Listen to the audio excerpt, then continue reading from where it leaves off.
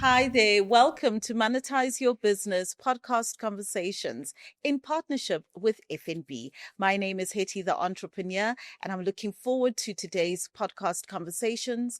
Today, we are bringing you yet another firecracker entrepreneur. Patricia Khomane is absolutely amazing within the accounting consultancy space, but we'll dive a little bit deeper into that. As always, you know how we do it over here. I'm not flying this plane on my own. I do have my co-pilot with me. Papa Biz, how are you today? No, I'm good. And I'm glad that we have a fellow numbers person who is here and that we can engage and share with the rest of our community and learn some more from. Absolutely. Patricia, welcome to the conversation. Thank you so much for having me here. I'm so excited for today's conversation. You are an entrepreneur, you are a consultant, you are a pitch prize winner. You are just doing the things absolutely amazing. So I'm really looking forward to diving into the different facets of who you are. But before we do that, let's get to learn and know a little bit more about who Patricia is. Okay. Can you tell us a little bit about your upbringing? Where did you grow up? And then we can take it from there. Okay, perfect. So my name is Patricia Khomane. Yep. I am the last born of 7 children. Wow. I know. Okay. As you starting it. Close to a football team. Yo, okay. We're a blended family, Okay. right? And the age gap between me and my siblings is quite huge. Mm. For example, the firstborn, we have like 12 years gap. Oh, wow. Yeah. When I was younger, I actually wanted to be a doctor. Oh, Okay. really? Yes. Until I saw blood. And my younger self was like, no, we have no intentions of seeing blood for the rest of our lives. You need to find something else. Mm. But as I was growing up, I grew up in Yeovil. Okay. And I went to girls' schools, both primary and high school. Okay. And in that, I loved numbers. But while I was preparing for today, one thing that actually came to my mind is I started budgeting when I was in primary school. Oh, really? Yeah, I just had no idea that what I was doing was budgeting. Mm-hmm. So when my uncles would come, and you know, when you've got your uncles and your aunties over, they'll be like, no, take this and buy yourself sweets.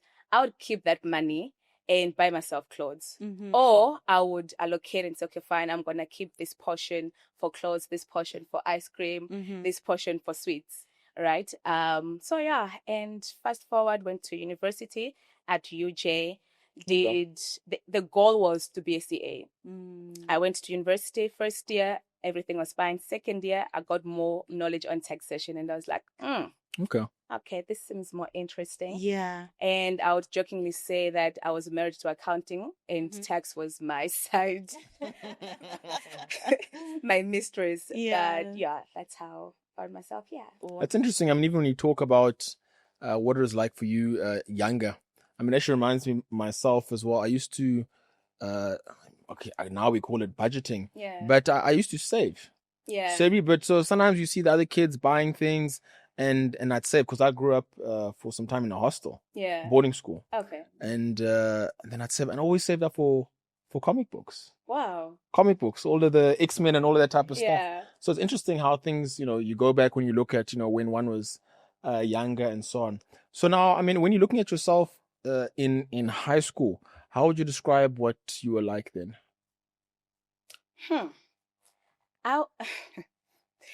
I was the good girl in high school, but I was also very talkative.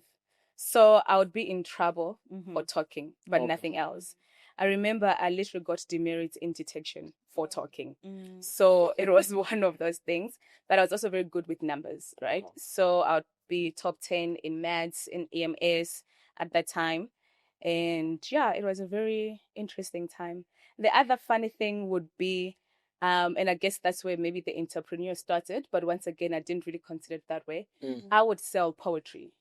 Sell poetry? Yes, on Valentine's, because everybody wants to write something to their partners. Oh, clever. And then there'll be, Patricia, would you mind writing us a poem? We'll be like, yeah, I mean, it's money. Why not? Really? Yeah. Oh, That's interesting because most people with numbers, it's not often that creative side in writing is also existing there. Where did that come from? I was born with it. I would love to believe I was born with it because I started writing in primary school. I started writing lyrics. Right? I would write lyrics, I'll give them to my mom, and she would be like, oh, wow, this is actually pretty good. I'll try to sing and she'll be like, no, my child. Okay, that part is not good. And then it moved to poetry, and then it moved to articles. Okay. Yeah. Wow, that is interesting. Just that blend of the two, the numbers and the creative side. Yeah. That's quite unusual. Yeah. And that's quite awesome. Wow. Would you say with your selling of the poetry, that's where your entrepreneurial flair kind of began? I think so. And I guess we do this all the time, but you actually don't realize you are following the breadcrumbs, right? Yes. I also bake, right? And then I'd sell cakes, but I didn't think of it as entrepreneurship, right?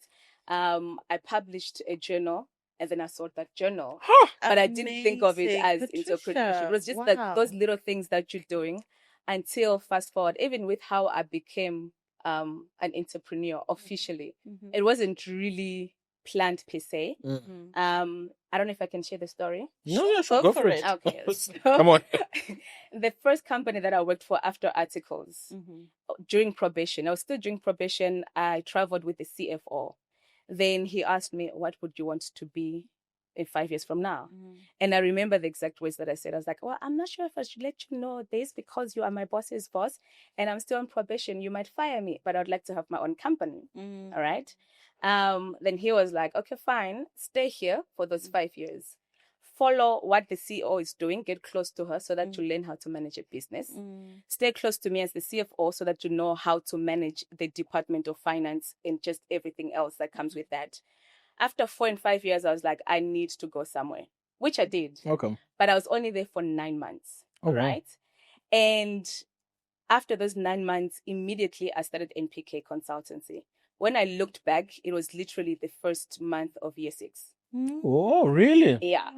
So it wasn't even necessary that I had planned like, okay, fine, I'm going to start saving and getting clients and etc.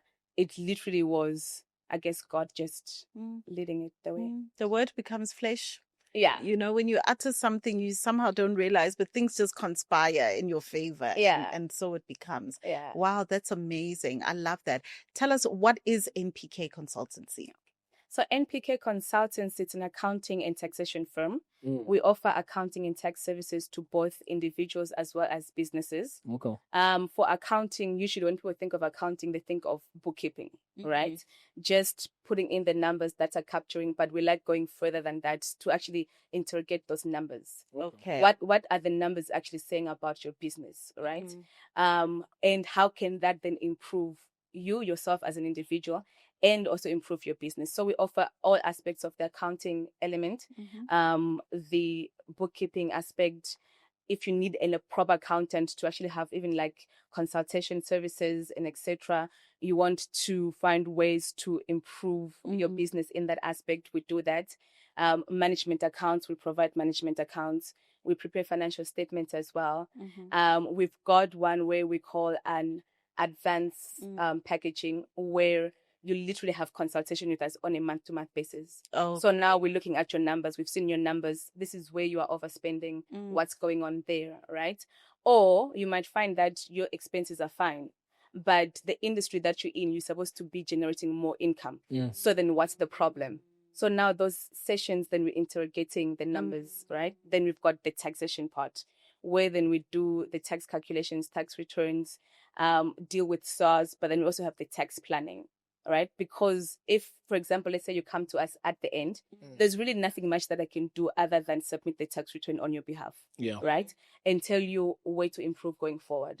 But then if we're working with each other, then I can literally pick up, okay, fine, this transaction is very good for your business, but maybe consider doing it this way so that then there's that tax benefit. Yeah. So yeah, we mostly do that. I love saying that we're more than accountants, but we'd rather like business advisors. Okay. And we are working with you.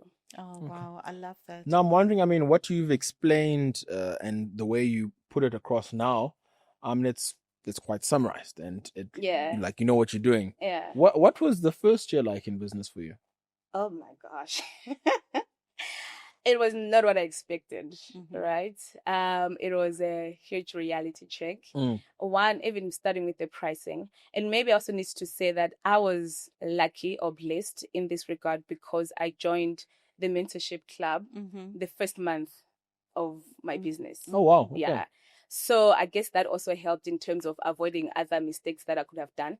But when it even came to my pricing, I was afraid to price properly, even though I knew that the value of the services that I'm providing and the pricing do not go hand in hand. But then I was afraid that because people don't know who Patricia is, people don't know who NPK is, maybe then let me just go extremely low. And I remember Hetty once in one of our sessions, she would say, guys, don't do that. Because one, you will not enjoy the work that you're doing because you know, right? Two, it will become harder for you to actually then increase your price when that time comes. When the time comes because people then now are used to this price and you can't now just increase it by 200%. You know, it makes sense to you, but does not make sense to your customers. So it was that. I learned that entrepreneurship is not glitter, especially at the foundation stage. You have to put in the work. It's not about I can wake up at 10 o'clock because it's my business. You have to work overtime. And the fact that even though I know the numbers and etc., that's the operational part. Yes. Now, as entrepreneurship, you have to do everything else. You have to do the marketing. You have to get clients. So there's the sales. You have to be the HR. Sorry. We'll call it the fountain water. You have to be HR. You have to be everything. And all of those things are things that I really didn't know, other than maybe having like certain knowledge through observing other businesses. So it was very interesting. And I think it exposed a lot of my own limiting beliefs that I didn't even know that I had. Oh, really? Yeah. Such as what? What type of limiting beliefs did you now come into contact with that you didn't realize you had? I had no idea that I actually had issues with my self-esteem. Really? Yeah. Sure. And that's the thing about business, is because it really brings you face to face with yourself. Yes. Yeah. And how would that then show up in your business? The pricing, I would not share my business on my private social medias. Yeah. You would only see NPK information on NPK's page. Yes. On my WhatsApp statuses, I wouldn't post anything. If somebody asks me, what do you do? I'll just say, I do accounting and tax. I would not mention NPK anyway because I was not comfortable. And then I didn't feel that it's worthy enough to be mentioned. Right? So that's one thing that it really brought to the fore, that you have an issue with your self-esteem, that you need to work on that. Otherwise, the business is not going to grow. Absolutely. And what did you need to do to then be able to overcome that? Community. So that's one.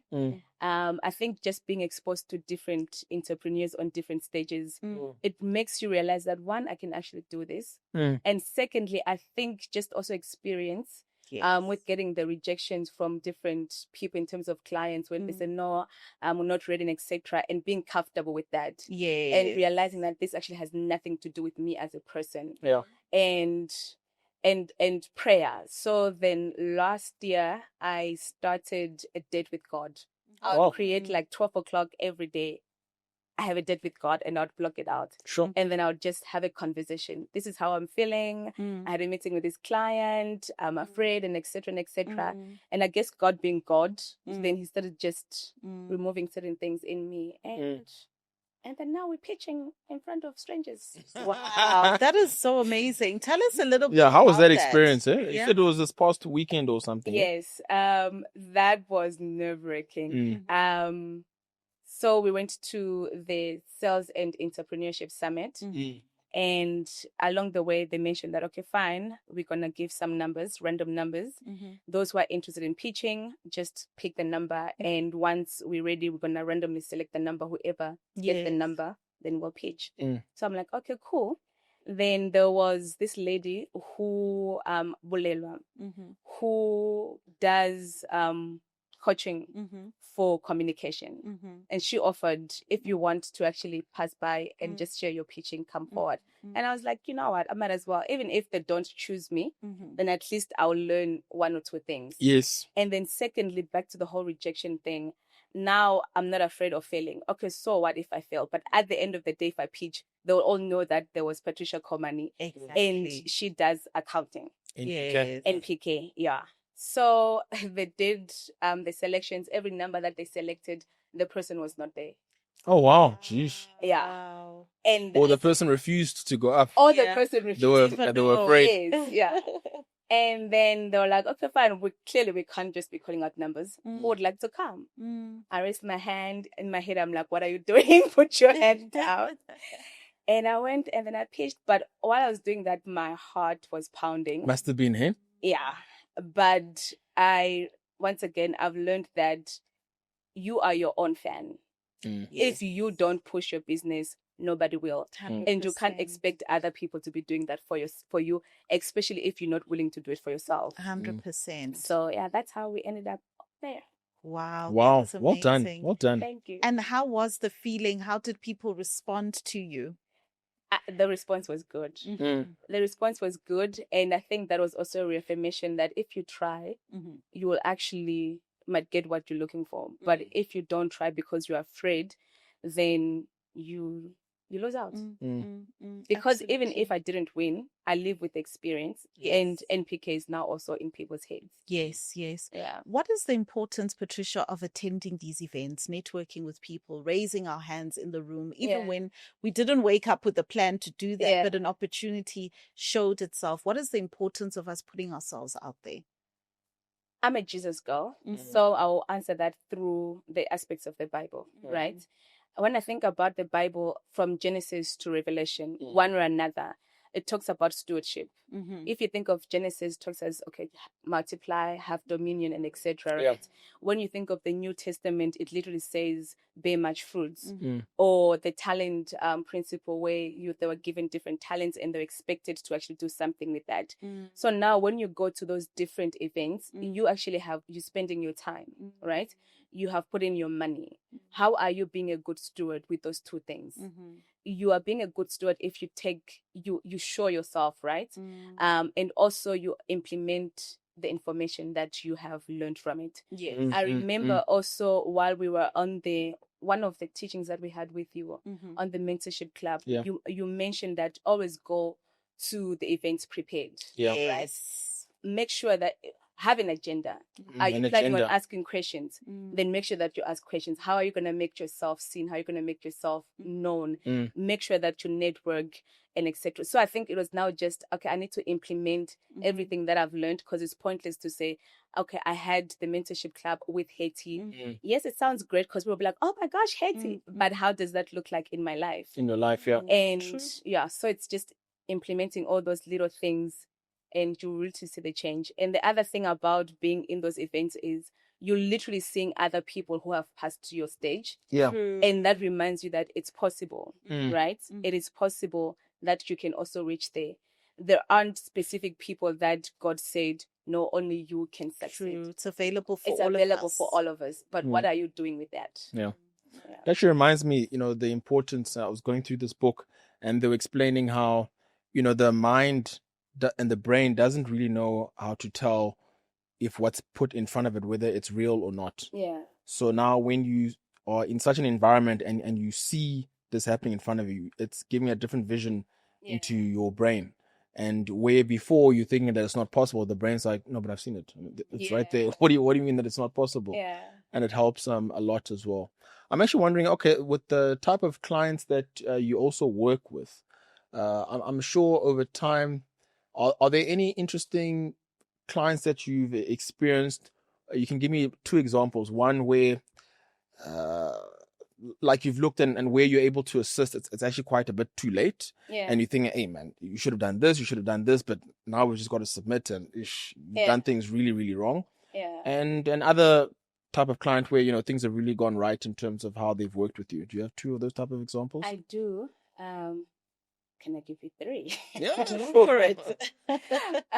So I had an individual client who was not submitting their tax returns for 4 years, right?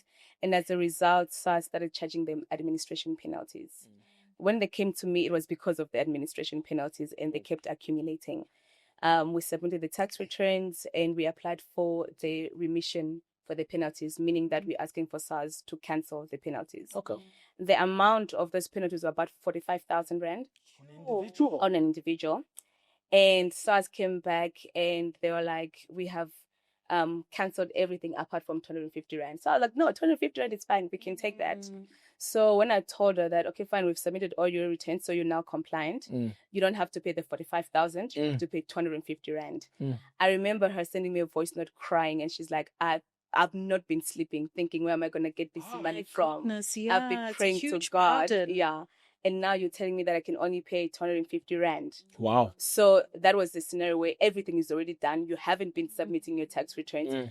I can't help you in terms of you being on time. But in this scenario, we can try our best to remove this burden from you. But obviously, going forward, make sure that just everything is done on time. All right.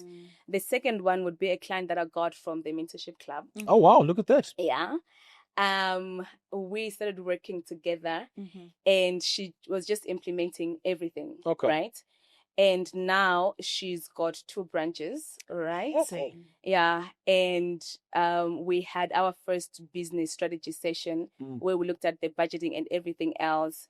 And her company is just growing. Oh, nice. It's beautiful to see and to be able to walk on the journey with her.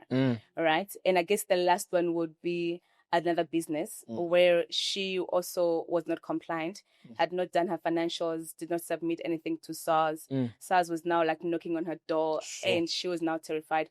Her end goal was, I'm going to deregister this company because it's too much. Wow. Yeah. And I was like, no, fam, let's fix this, then you can decide. Right. So we fixed it. We managed fixing it without her paying any penalties as well. Oh, wow. And she's now in business. Now she's even VAT registered. Oh, wow. Look at that. Yeah. Well, she's doing. Yeah. And she's so excited. She's like, oh my gosh, Patricia, I think we need to do this now. I need to find more clients. I'm like, look at you. That is amazing. Yeah. So it's a very interesting journey. Yeah. And I think to just go back to when I was a kid, I wanted to be a doctor because I wanted to help people. I don't think most of us realize that entrepreneurship is literally the same thing. You are actually helping people. It's just that God calls us in different ways for us to actually do that. Yeah. Yes, absolutely. Yeah. You work with a lot of entrepreneurs and business owners. Yeah. What are some of the mistakes that we make when it comes to our books? Not separating your personal and business. All right. You would see on the bank statement there are personal transactions.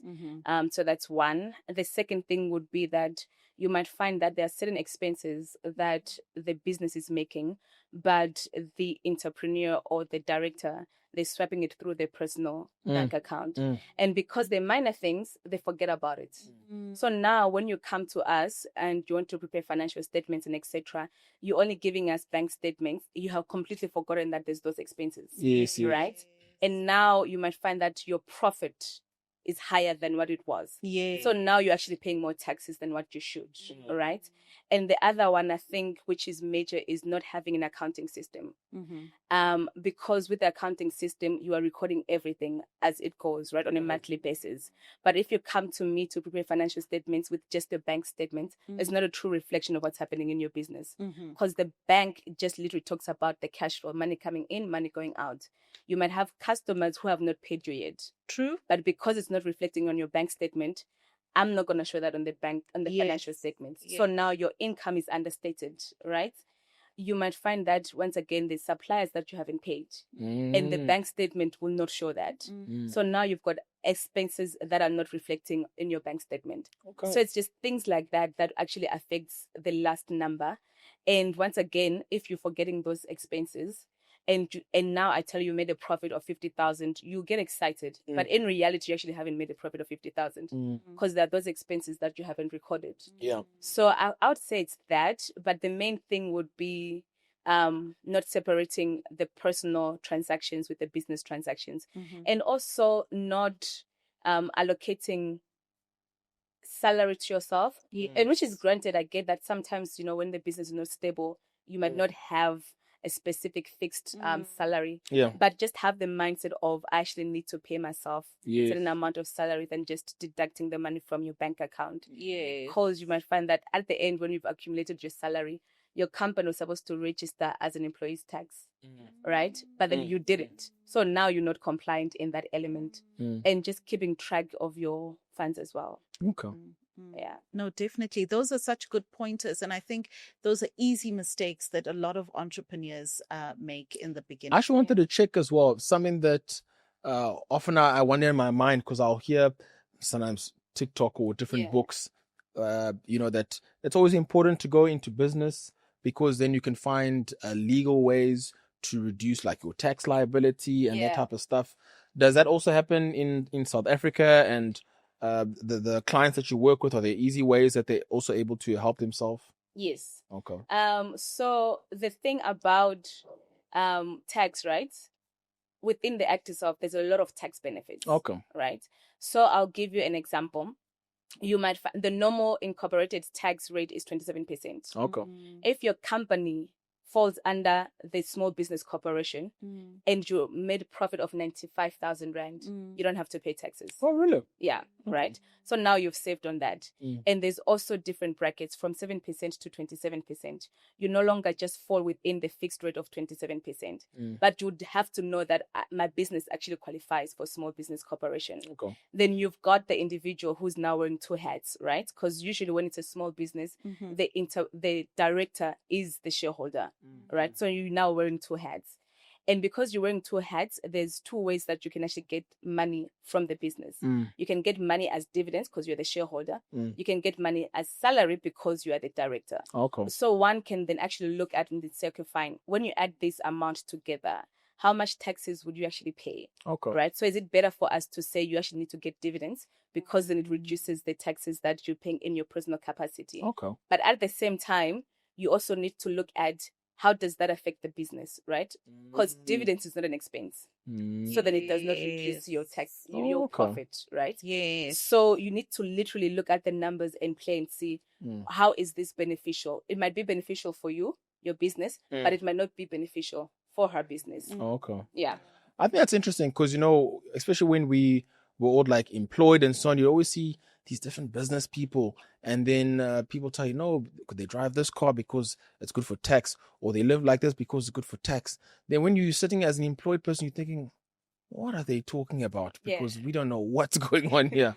But it's always good to know that there's somebody like yourself and NPK able to hold the hand of the different entrepreneurs, to be able to guide them to make sure you do actually what's required. Because we've come to learn since that the tax laws, it's also basically the government communicating what they want you to do. Yes. So if you're getting a tax benefit somewhere, it means that you're doing something the government wants help with. Yeah. That's how I've gotten to understand it. So that's actually quite good that you're able to assist with that. Yeah. No, absolutely. Gosh, thank you so much for that. It's been so interesting just to kind of learn a little bit more about your space and just some of the mistakes that we make as well as entrepreneurs. Given the fact that you are a business that provides a service, but you're also running your own business as well, what is some of the advice that you would give to the entrepreneurs that are watching from them building their business perspective? For one, don't be afraid of numbers. You actually need to make those numbers your friend. Actually need to make those numbers your spouse, right? I usually just jokingly say, when you create a business, you are entering into a covenant. Yeah. Right?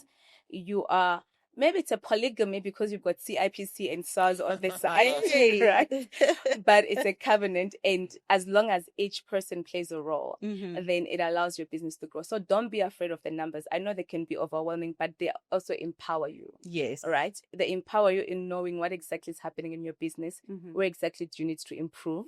So I would say that's one. And then the second thing, which might not necessarily be related to the services that I provide, get a community. You can't do this alone. You cannot do this alone.